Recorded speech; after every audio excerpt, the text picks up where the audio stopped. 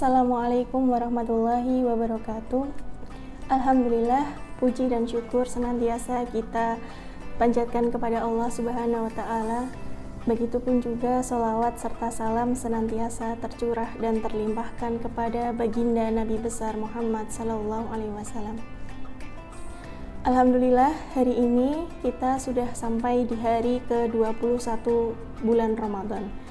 Mudah-mudahan Allah menguatkan kita untuk beribadah kepada Allah di bulan suci Ramadan ini dan senantiasa mendapatkan bagian-bagian dari apa yang telah Allah sediakan, baik keberkahan demi keberkahan.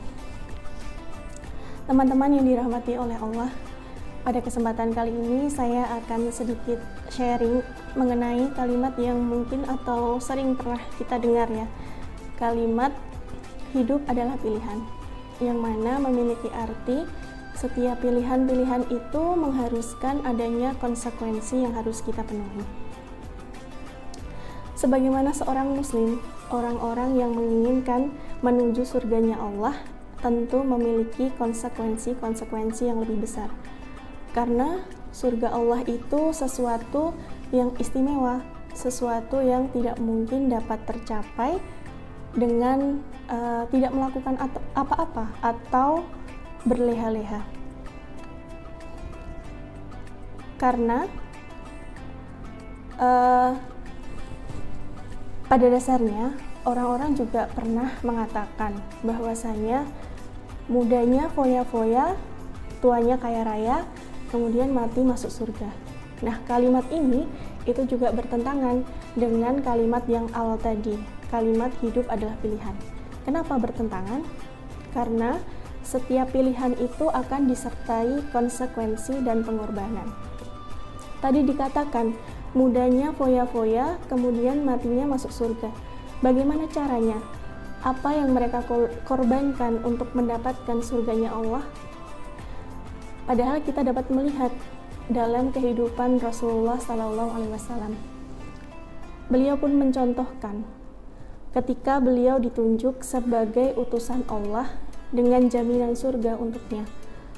Akan tetapi, Rasul sendiri memilih untuk menjadi seorang hamba yang melaksanakan seluruh perintah Allah dan menjauhi segala larangannya.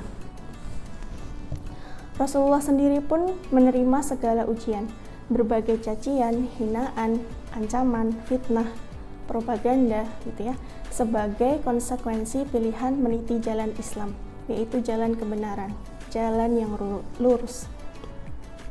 Nah, dari sini seharusnya menjadi tamparan bagi kita semua.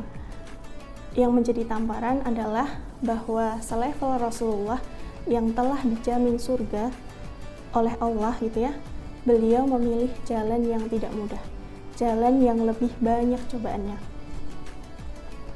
Nah, dari kehidupan Rasulullah kita jadi tahu bahwa semakin besar pilihan yang kita buat, maka semakin besar pengorbanan yang harus kita lakukan. Allah pun berfirman dalam surat Al-Fatihah ayat 6-7. Ihdinas siratal mustaqim siratal ladzina an'amta 'alaihim ghairil maghdubi alaihim waladdallin.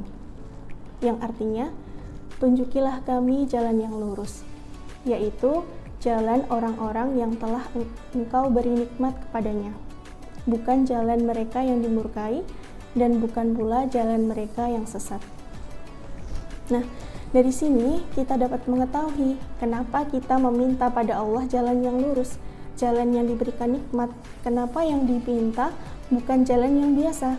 Jawabannya sederhana, karena manusia sendiri terbagi menjadi dua, manusia yang istimewa dan manusia yang biasa. Tentunya, menjadi manusia istimewa selalu lebih sedikit daripada yang biasa. Dalam Islam, sebenarnya apa sih istimewa itu? Istimewa adalah ketika seseorang bisa menempatkan dirinya untuk menghamba secara total kepada Allah, baik cara berpikirnya, baik berperasaannya, baik berperilakunya, baik bertutur katanya. Nah, dari kedua pilihan, menjadi manusia istimewa dan menjadi manusia yang biasa, itu kita diberi kesempatan untuk memilih mau menjadi salah satu di antara keduanya. Dan yang perlu kita tahu bahwa keduanya adalah pilihan yang berbeda, tidak dapat dipilih secara bersamaan dalam satu waktu yang sama. Artinya hanya dapat dipilih salah satu.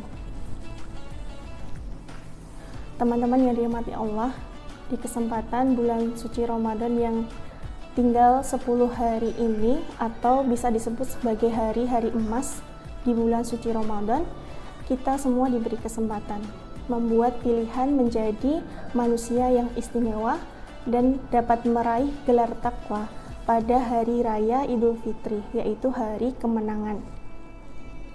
Mari kita manfaatkan 10 hari terakhir yang belum tentu akan kita temui nanti di tahun depan.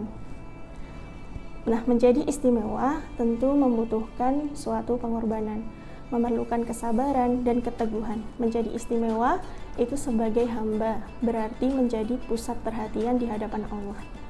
Mari berlomba-lomba menjadi istimewa, mencari perhatian Allah, mengejar meski yang baik-baik masih susah dibiasakan.